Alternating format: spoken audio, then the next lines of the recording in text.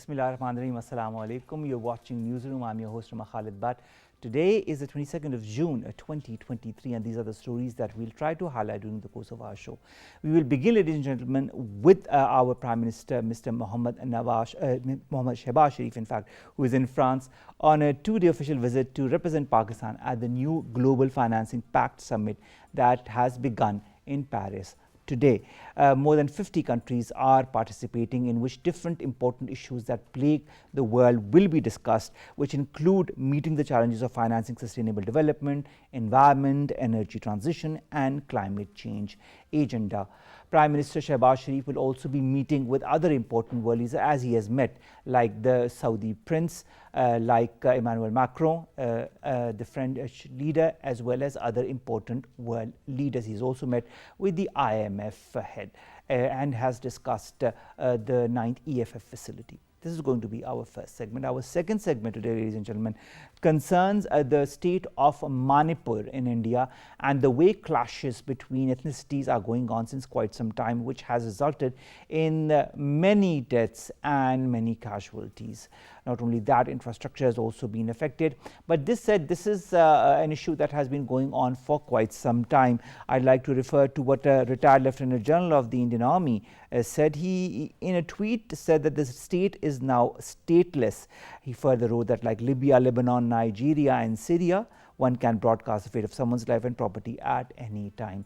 This is the state of affairs when it comes to Manipur, and we'll be discussing that in detail during the course of our second segment. Our third story, ladies and gentlemen, concerns His Excellency Sayyid Majid Mira Hamdi, who is the Honorable Deputy Minister of Interior of the Islamic Republic of Iran, who has arrived in Islamabad today to participate in the 10th Iran-Pakistan Special Security Committee meeting, and of course is going to highlight and discuss different important factors that consist of the collaboration and cooperation between both our countries. And finally, we'll be talking about an application that has been developed by two students, and this app called Animal Passport, developed by Syed Umair Ahmed and Muhammad Hassan Khan at Fast Newses, will help keep the sacrificial animals safe and will be able to track them through the mobile phones. Interesting application, seeing that Eid al-Azha is just around the corner. Let's begin with our first segment, and that concerns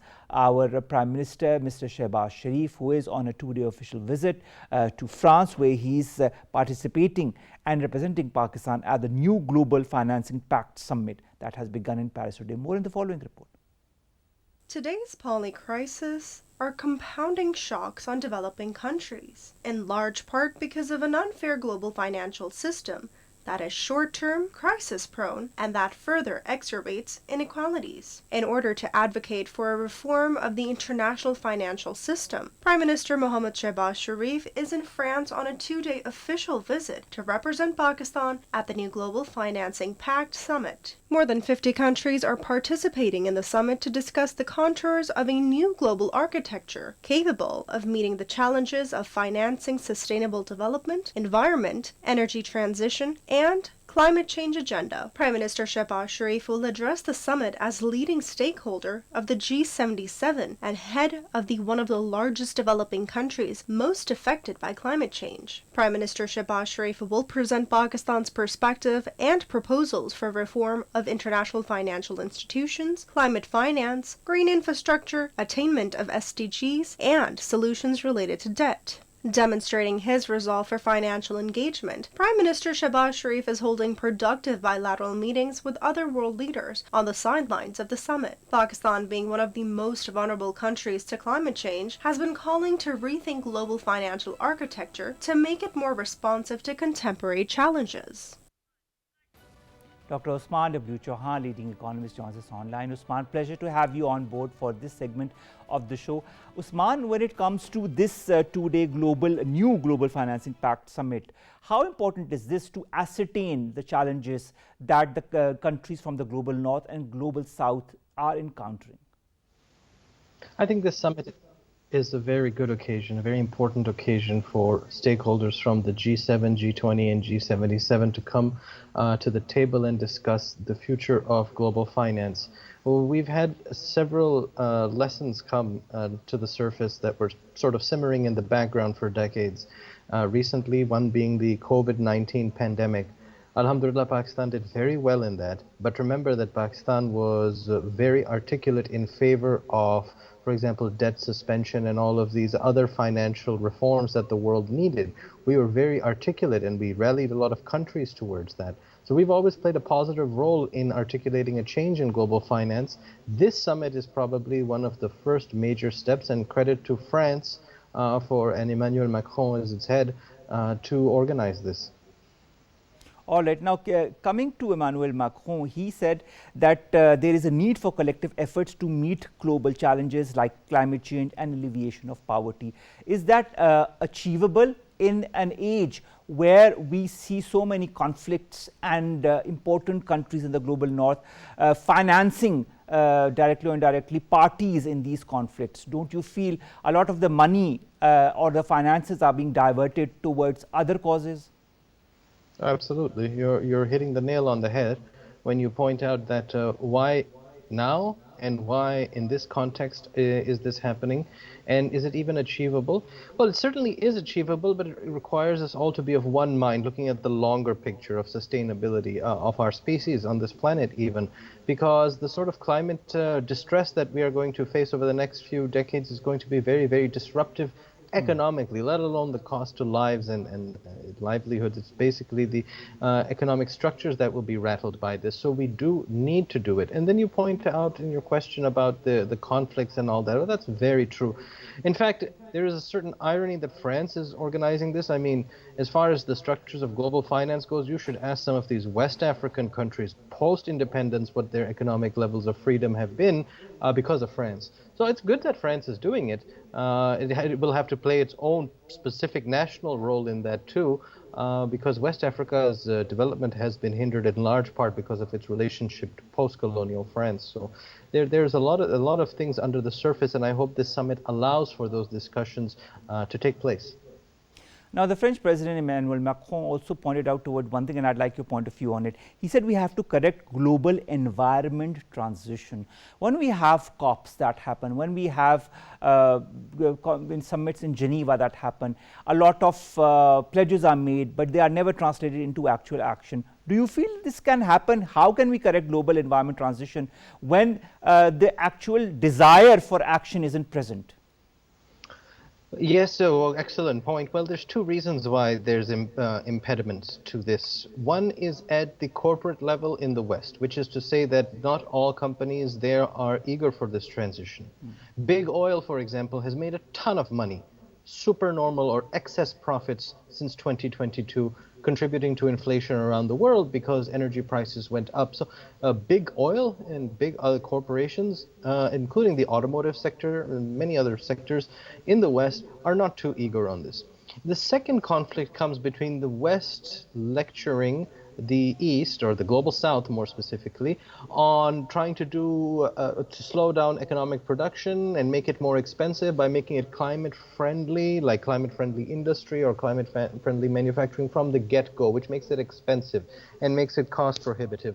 So the Global South says, well, you guys have been polluting this planet for 400 years and you've gotten rich, and now you're telling us not to develop and for us to be good kids and not develop, or at least to develop at such a slow rate. Well, that's not fair. We also need a good 400 years to have a good time. And so this conflict between the Global South and the Global North in terms of who should do what is a big concern, because there are very big Global South polluters. As they develop, as their economies speed up, they are contributing. And so the West has a point. But then again, why should the Global South carry the burden for 400 years of polluting by the North? So these are two areas, I think, within the West and then between the West and the East, or the North and the South, that we cannot come to agreements. And you'll feel this at this summit. You feel this at every COP, every summit of this sort. They just cannot come around to this because we understand the challenge, but nobody wants to betray their own interests in this negotiation.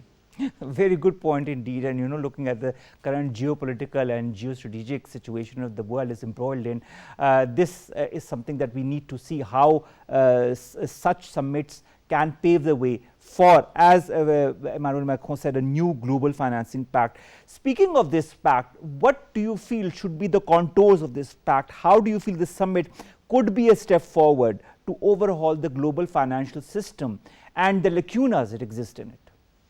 Yeah, though that's the key point. There's lacunas in the system. My biggest concern for any equitable or reasonable global financial architecture is the loopholes. When you're trying to fill the bucket up, you have to look for the holes in the bucket, and the biggest hole in the bucket of global prosperity is tax havens, international offshore jurisdictions, the sort of stuff that FATF, which you and I have long been talking about, which should be focusing on that, it instead focuses on other places, and that's really wrong. I mean, a lot of the billions and billions that should be contributed to tax nets around the world, including in rich countries, is being moved to these offshore accounts where they cannot be accessed. They're not useful on those tiny islands anyways, and this is a big bucket hole, and this has to be plugged. We have to look at this lacuna first as the most important thing. The second big thing for global financing is to look at the list of countries that are so severely indebted that they simply will never be able to pay it. There are countries, for example, in Eastern and Central Africa that have too large a GDP to debt mismatch now that it simply would never be possible. And there has to be a sort of debt jubilee. The jubilee concept actually goes to the Torah and the Injil, so the Old and New Testaments, where these kings would actually wipe the slate clean and start the debt process again. And we sort of need that now for a true new global financing pact, the nouveau pacte financier, as the French call it right now.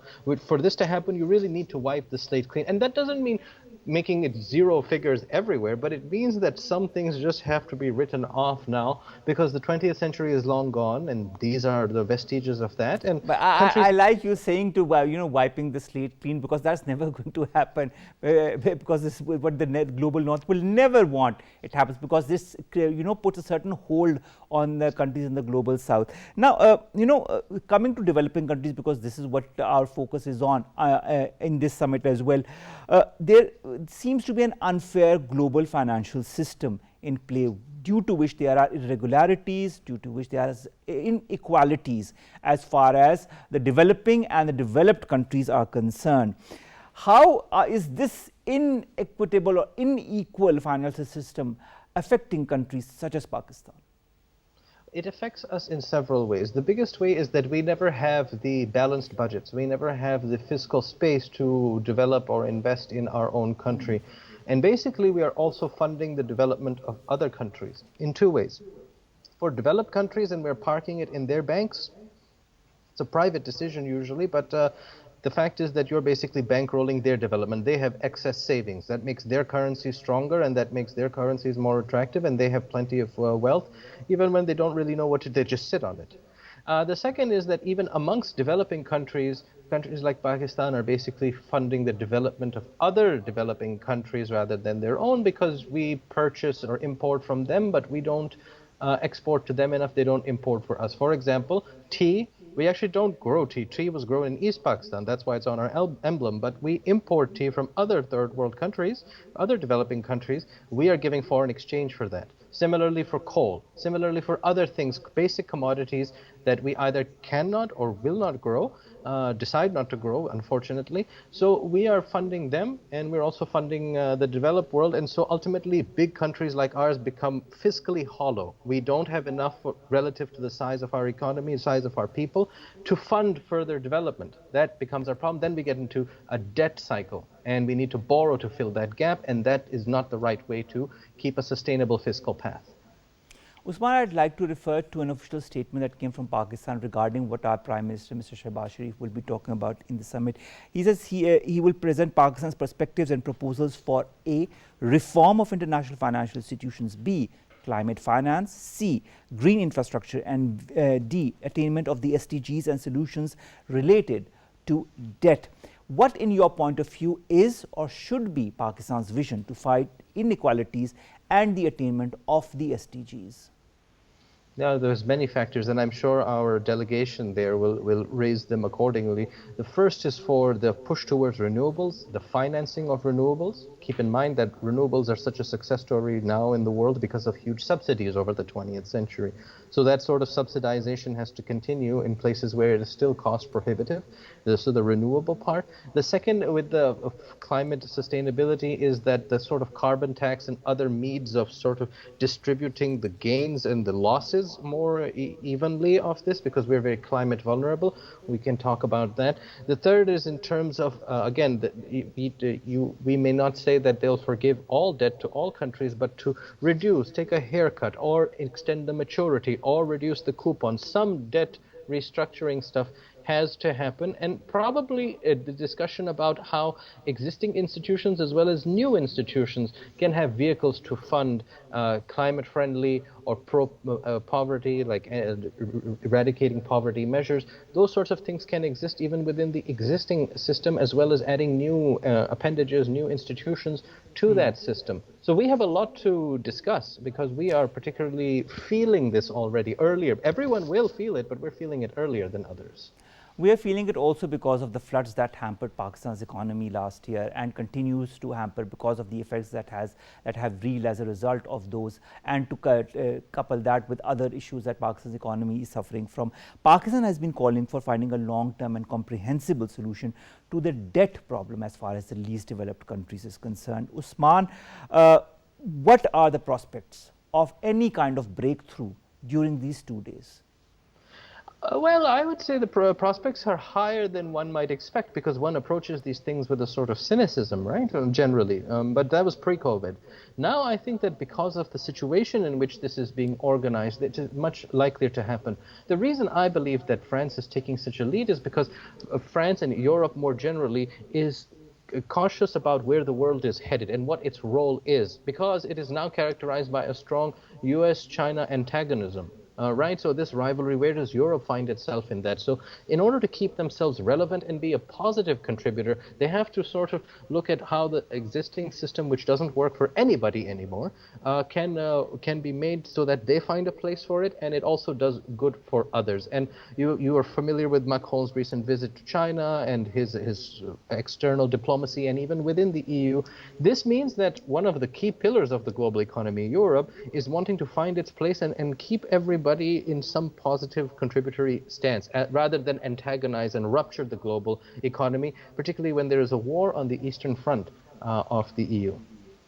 But that will be very tough for the European Union to kind of create and maintain a certain balance as far as all these factors are concerned. Now, the United Nations in 2022, that is last year, had talked about a reversal of human development in 9 out of the 10 countries in the globe, which is driven by a decrease in life expectancy and a rise in poverty. Do you feel a summit such as this can kind of move in the right direction as far as aligning different agendas to bring meaningful change in this respect is concerned?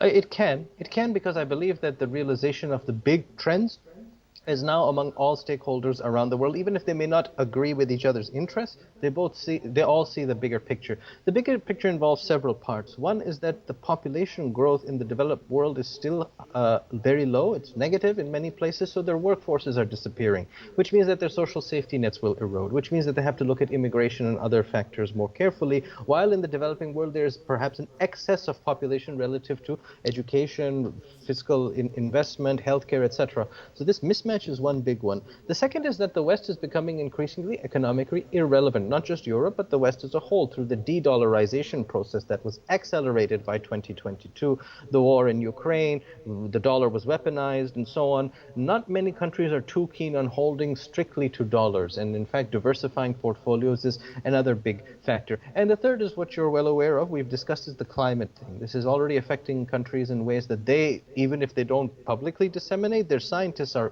telling the governments it's a big deal now. You cannot keep doing things the way they are. So these big trends, I think everybody understands. So even if they don't like each other, they have to come to the table and talk. Now, let's come back to the whole principle of this 2-day summit. It's a new Global Financing Pact Summit. Antonio Guterres, the United Nations Secretary General, says, and I quote, "The global financial system is simply not fit for the purpose. In your point of view, what are the key reforms that are needed, required to make this international financial system more viable? The first is, again, the tax loopholes, plugging that hole in the bucket of prosperity. The tax havens things cannot continue. This is some aberration. Even capitalism does not expect for this to happen. The second is on the debt issues and the debt sustainability. The third is for trying to have a system where lending is depoliticized. So, for example, investing in development of countries or extending finance or credit has to be depoliticized. This is very important. And the fourth is to have a more, if not multipolar, then non-polar world where more currencies and more agents can participate freely without the mediation of a single currency or a single institution. These four things, I think, are very important for a new, true financing pact, a truly new financing pact. But you know, we all talk about something new, a new financing pact, new measures, new pledges, whether it be COP, whether it be Geneva, whether it be this new Global Financing Pact Summit. It all seems so good on paper, but in actual reality of things, little is done. There are, as I said again, I'll repeat the word, pledges made, but those pledges are never translated more or less into action. Pakistan and other countries pollute less, but are more or less the most affected countries as far as climate change is concerned. I am referring to green financing or climate financing that has been talked about many a times in different summits, including this one. Will this summit pave way for a green transition across the world, irrespective of it being in the global north or south?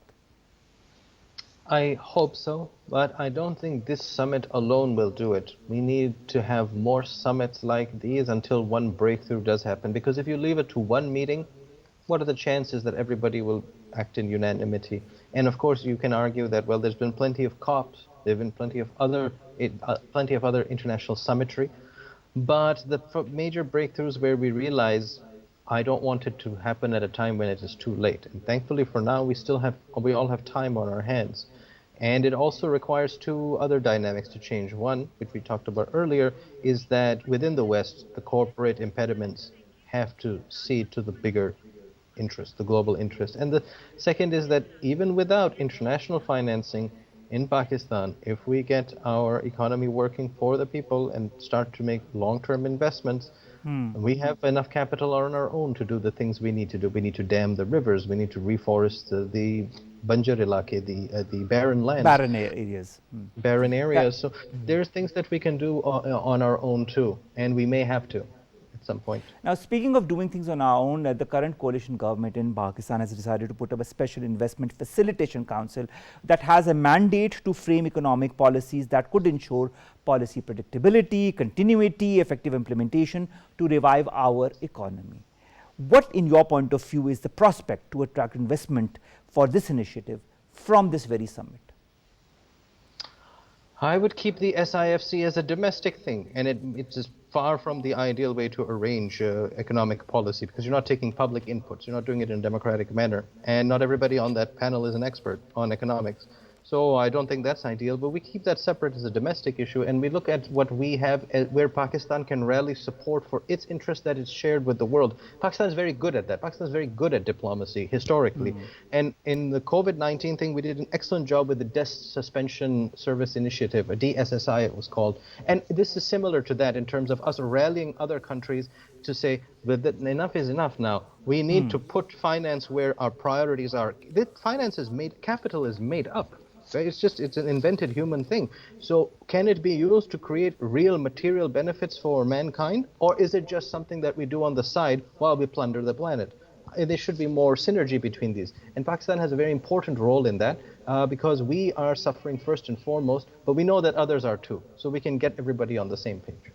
Let's continue to stay cautiously optimistic as far as the outcome of this summit is concerned and keep our fingers crossed. 50 countries are here. Let's hope some kind of positive development comes out of it, and the world kind of understands and moves towards the right initiatives in order to sustain itself. Thank you so very much, Usman, to have joined us. That was Dr. Usman W. Chohan, leading economist, talking to us about the new Global Financing Pact Summit that has begun in Paris. It's a two-day summit for which there's a delegation that has gone from Pakistan that is headed by our Prime Minister, Mr. Mohammad Shehbaz Sharif. Let's come to our second segment, and that concerns Manipur. Manipur, ladies and gentlemen, is a state in India. It means literally the land of jewels, consists of a valley surrounded by mountainous ranges. It is home to 39 ethnic communities of different faiths, including Hindus, Christians, and Muslims. Also, indigenous religious traditions such as Samanahi are also a part of this region. Now, what has happening is that since quite some time there are a lot of disputes between ethnic communities that have been going on in Manipur. Of late, these disputes have gained momentum that have resulted in the deaths of many an individual of that region. There is growing violence, there is growing hatred among different ethnicities that a couple of decades ago or a couple of years ago could live or used to live under more or less normal circumstances. There are at this moment in Manipur, there are at least 4 valley-based armed groups, several Naga groups, and nearly 30 Kuki armed insurgent organization. Kuki is one of the ethnicities that is present there. The fact remains that there is one of these ethnicities that is being backed by the BJP government and another that is not, and that is why one gains more momentum, more strength, and that puts an imbalance as far as any prospect of talks between the different communities are concerned. I'd like to refer to a retired Lieutenant General in India's army who tweeted about this volatile situation in his native Manipur, because he belongs to there.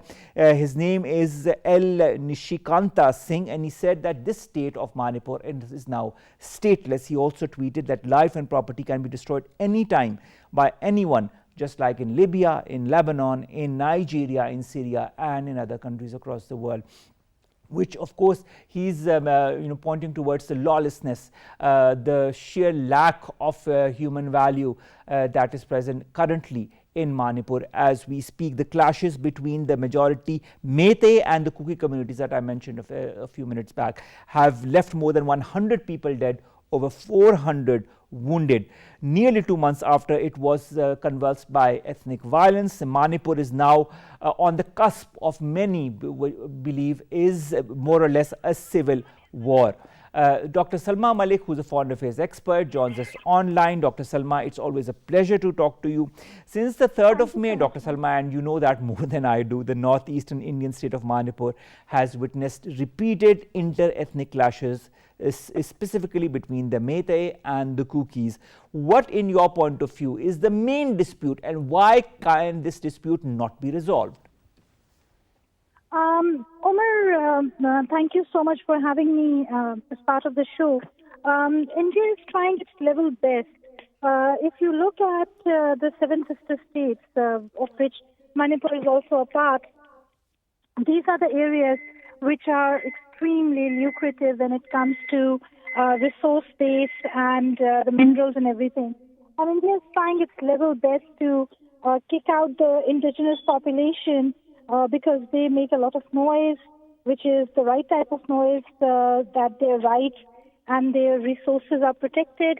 And these evictions, these clashes, everything is primarily happening so that the central government can take a complete control over these resources and manipulate them, as well as kind of capitalize on whatever is happening. Now, the fact remains, Dr. Salma, that India is already creating an environment of lawlessness or Yes. barbarities or brutalities in the Indian held Yes. valley, Indian illegally occupied Jammu and Kashmir. And now with the clashes that are leading to many, which many say is a civil war-like situation, do you feel India can manage to handle so many internal conflicts on together? Do you feel a conflict like this, which as per the statistics has left more than 100 dead, 400 wounded, 60,000 people displaced, 40,000 security forces are engaged to quell this violence? Do you feel this is going to further escalate in the coming days, and if so, can India handle it? Well, it is certainly going to escalate. And whether India can handle it or not, the issue is that these problems are happening for the longest. And India has been trying to do what it is doing. There are policies that it adapts where it plays the divide and rule game. It tries to break these factions. It has done everything in the book, and of course it uses the military. And also the fact that the security forces, the law enforcement agencies, have also been kind of tutored on very strict security lines. So they are very much militarized. And the type of force that they use to squash domestic insurgencies is enormous, and something that we have seen happening in Jammu and Kashmir, in the occupied Indian illegally occupied area of Jammu and Kashmir, how they have used high-handedness to do whatever they wanted to achieve, and finally they came up with a twisted kind of a political solution which is acceptable to the rest of the world. But here, what we have seen is that the Indian Northeast has faced far worse, and the world is not even familiar to what is happening. Their youth are sitting in the Tihar jail, getting old, they are being killed, there are missing persons, there are widow villages there. They have used every tactic in the book to push down these people, to cull these people, and this is nothing short of a genocide. And that's very similar to what is happening in the occupied Jammu and Kashmir as well. But the fact is that the way we look at occupied Jammu and Kashmir, and we find that besides the territory and besides the people, there are also the resources that India wants to capitalize. And here again, in the India Northeast, India is using the same chapter from the British colonial book that they used to squash these people, and there they put them in a different framework. But India is using that framework to its advantage, and slowly and very steadily killing these people. Whether the security forces would be able to maintain the pace, India has a growing number of security forces, one of the largest militaries. It has a huge bulk of law enforcement agencies. The intelligence network is very wide. So it is putting all of these resources that it has at hand and doing whatever it needs to do.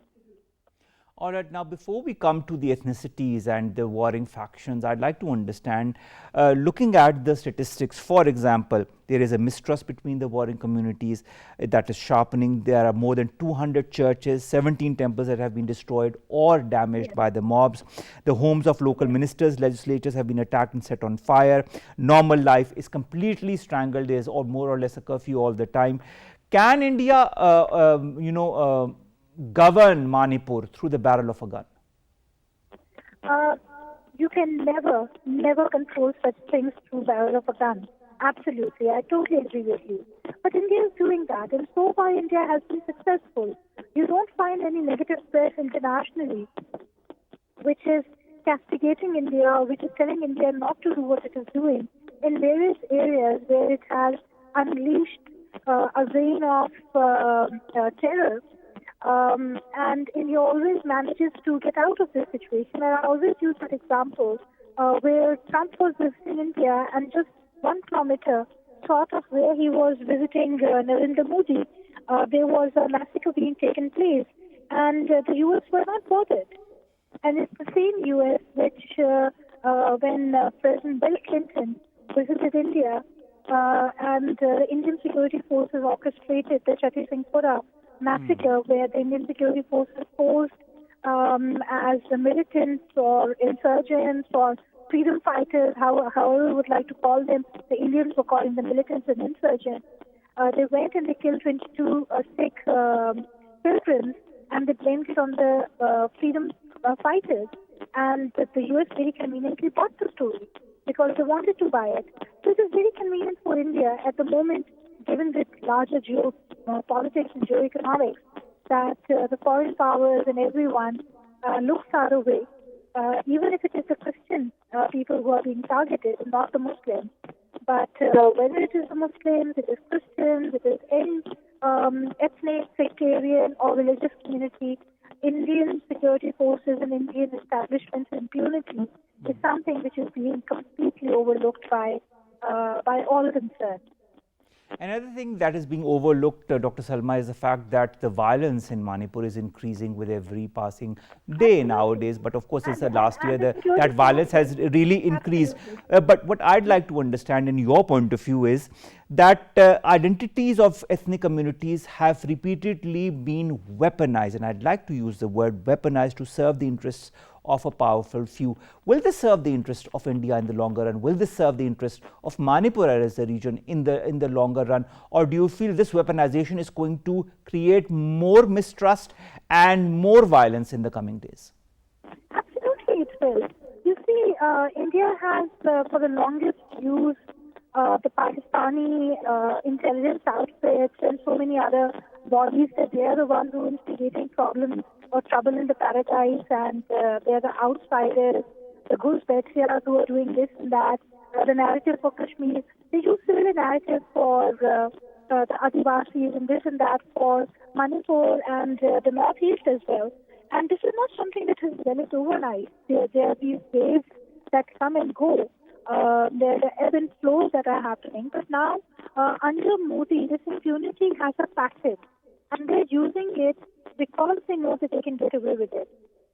Would that serve the Manipur people? Would that serve the ethnic sectarian minorities in the longer term? No, it will not. It may tame some. People will get intimidated. They would become suppressed. They may use the divide and rule formula through which they push these communities out of their comfort zone, and because these are indigenous communities, so they may push them out of their homeland.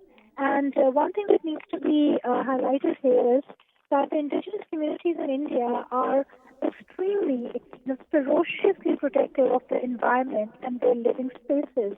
It's not that, and they're very environment-friendly people. And that is true, Dr. Salma, but of course the fact remains that normal life has been strangled in Manipur as we speak. A night curfew continues in most of the 16 districts. Schools are shut, internet services have been suspended.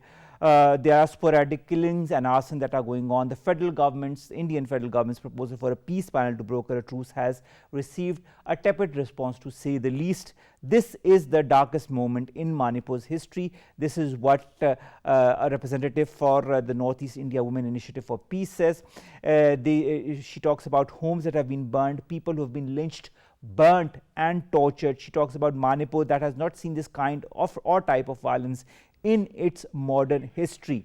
Dr. Salma, when you look at a lot of mistrust that the people also have in Manipur as far as all the initiatives that have been taken in Manipur by the government is concerned, India, let me remind my viewers and you as well, has been ruling the Northeast through a controversial Armed Forces Special Powers Act 1958, which gives or provides broad-based powers for the military and the paramilitary groups.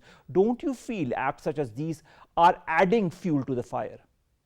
Yes, absolutely, they're adding fuel to the fire, Omar. And the point is that this is not something that has developed overnight or it is happening afresh.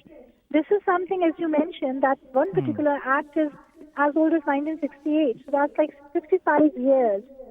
And prior to that, there were other acts or legislators which were British-drawn legislations which were doing all of these things the way they wanted to do. We have also seen similar acts being imposed in Kashmir and what the repercussions of those particular actions were. But one thing that needs to be brought forward is that the more the Indian repression, the more the impunity by the sitting regime, the more is the pushback by these people. They are very, very strong people. They are very resilient people. And as I said, that they are very protective of their environment, their living space, because they are indigenous population. So the pushback when it comes, even the women, there are women movements which are resisting against this impunity.